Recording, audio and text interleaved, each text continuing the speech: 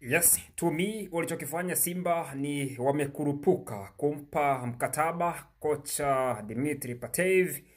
Ni kama Simba walikuwa hawajasoma vyeti vya mwalimu kabla ya kumpa mkataba na kulipa fidia kwa klabu ya Gaborone United, mpaka pale wameshasainishana tayari. Ndipo anakuja kushtuka, kumbe hana sifa bwana na vigezo vya kusimama kama kocha mkuu ndani ya Simba Sports Club, kwa sababu ana UEFA A, hana UEFA Pro license ambayo ndio inamruhusu kusimama kama kocha mkuu ndani ya Simba Sports Club, na hata mechi za CAF anaweza kuongoza. Kwa hiyo Simba viongozi wamekurupuka kwenye hili, na baada ya kukurupuka imebidi wajifiche sasa.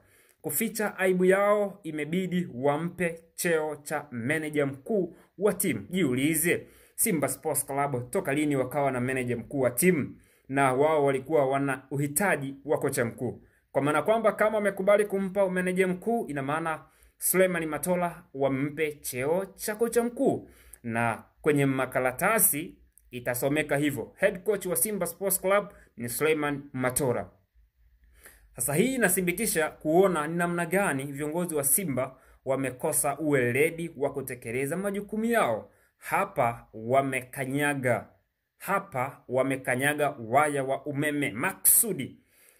Mwisho wa siku wameamua wafiche aibu. Watafanyaje sasa? Mashabiki wa Simba kwenye hili mnapaswa kuwahoji vyema. Mlikuwa mna shida ya meneja mkuu ama timu ilikuwa inamhitaji kocha mkuu? Na kama akisimama kama Suleiman Matola akisimama kocha mkuu, mtalizika? Japo kwenye program tunafahamu mpira wetu wa kibongo bongo atakuwa akiongoza kocha Dimitri Patev.